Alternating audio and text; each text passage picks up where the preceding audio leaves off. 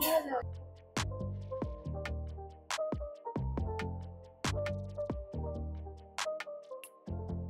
everyone and welcome back to our channel. আজকে শনিবার দিন সন্ধ্যেবেলা আর প্র্যাকটিক্যালি আমাদের কোনো কাজই সেরকম ছিল না, তাই আমরা বেরিয়ে ভাবলাম আজকে একটু খেতে যাই কোথাও।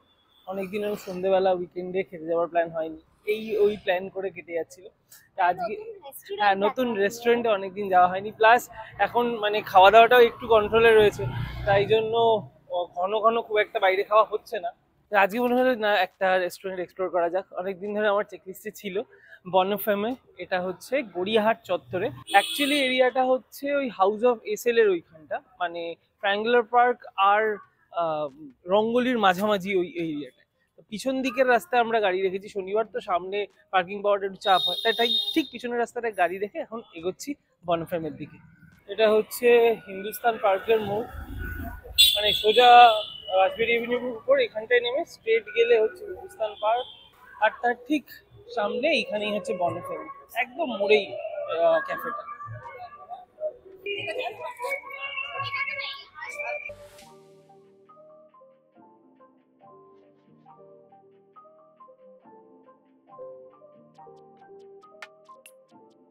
এদিকে ট্যাব দেখছে আজকে কি খাওয়া যায়, কারণ এখানকার স্পেশালিটি কি আছে সেটা।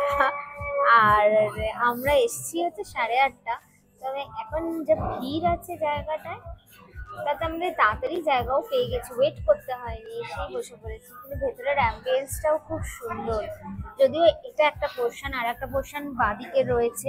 মেনু অপশনটা বেশ ভালো, আর আমি এর আগে বেশ কিছুদিন ধরে যেহেতু এটা দেখেছি, ইনস্টাগ্রামে রিলেও প্রচুর আইটেম দেখেছি। এবার দুজনে মিলে তো বেশি খাওয়া যাবে না, প্ল্যান ছিল যে অনেকে মিলে এসে এখানে খাবো, তাহলে অনেক কিছু ট্রাই করা যাবে, তবে সেটা পরে করা যায়। আজকে আমরা অনেকক্ষণ ধরে মেনুটা টাইম লাগলো পড়তে, বেশ ভালো ভ্যারাইটি মেনু। আর অর্ডার করছি গন্ধরাজ চিকেন স্ট্রগানফ, কারণ সকাল থেকে ওই স্ট্রগানফের পাই লাগিয়েছে, স্ট্রগানফ খাবো। তার সাথে আমি নিয়েছি গ্রিল চিকেন। এবার দেখি কেমন কি হয়। নিচে পুরো ইনগ্রিডিয়েন্টস প্রপার লেখা আছে, আর আমি পুরো এই যে মেনুটা ওদের আছে তার একটা ছোট করে ওয়াকথ্রু দিয়ে দিই।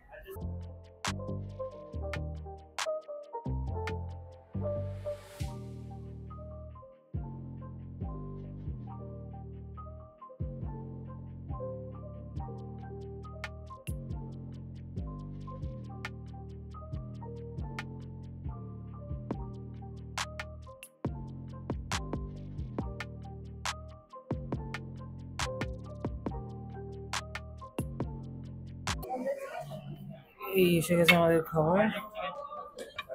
এটা হচ্ছে গন্ধরাজ স্ট্রগানফের মতোই দেখতে, বাট গন্ধরাজ নিশ্চয়ই ফ্লেভার থাকবে, পাতা ফাতা আছে দেখা যাচ্ছে।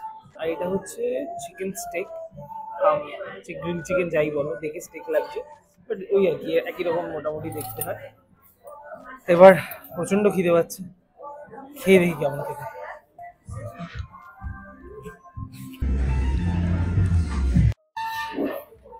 ওহো, আমারটা তো খেলাম হেভি খেতে, এবার তোমারটা একটু খেয়ে বলো যে কেমন। স্ট্রগনফটা আমার সবসময় ভালো লাগে, আমার মানে one of the favourite item বলতে গেলে।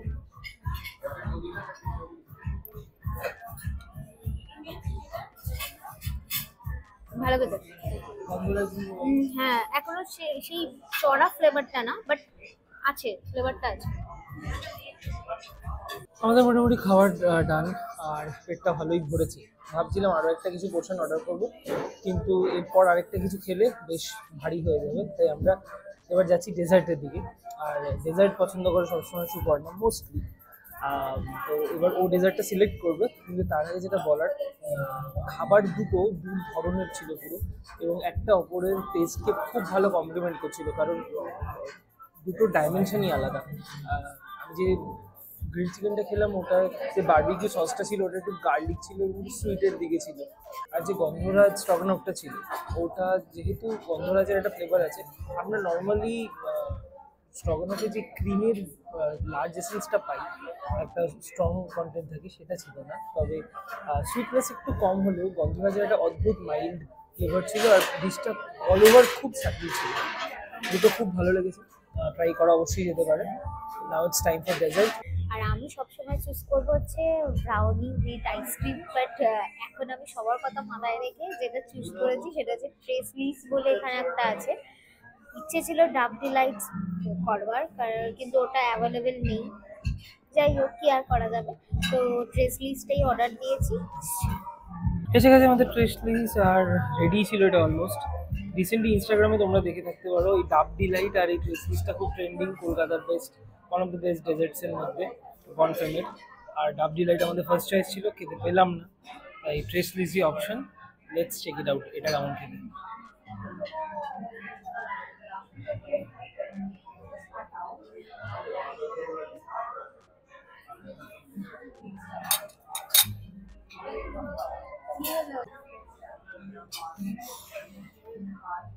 কোনো কথা হবে না, हम तो यहाँ पिघल गए। জাস্ট অসাধারণ, জাস্ট অসাধারণ। তুমি একটু খেয়ে রাখো।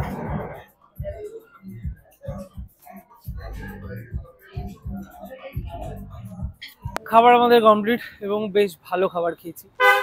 এই বনফেমের আমরা খবর পেয়েছিলাম অ্যাকচুয়ালি ইনস্টাগ্রাম থেকে, ট্রেন্ডিং ছিল। আর ওই ডাব মালাই, না ডাব ডিলাইট ওই ডেজার্টটার জন্যই আরও বনফেম সম্পর্কে জেনেছি।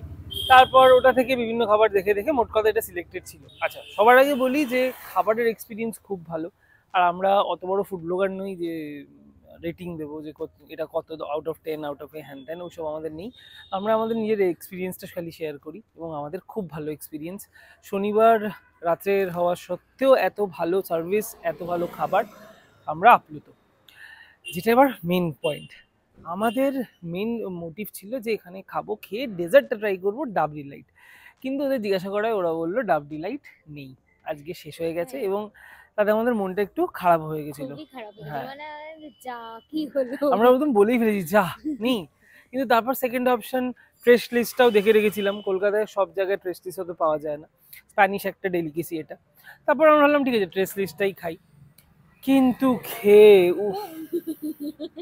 মানে মনে হলো ইন্দ্রদেবের দরবারে কোনো স্বর্গীয় অপ্সরা নেচে উঠেছে, এত সুন্দর খেতে। অবশ্যই এটা ট্রাই করো, মানে অন্য কিছু খাও না খাও, বাকি দুটো ডিশও খুব ভালো আমি যেমন বললাম, বাট টেস্ট লিস্টটা আলাদাই, oh god level. Please do try this out. আর যদি ভালো লেগে থাকে please do like, share and subscribe. কেমন লাগলো তোমাদের অবশ্যই কমেন্টে জানিও। দেখা হচ্ছে পরের ব্লগে। হাস্তা লা ভিস্তা।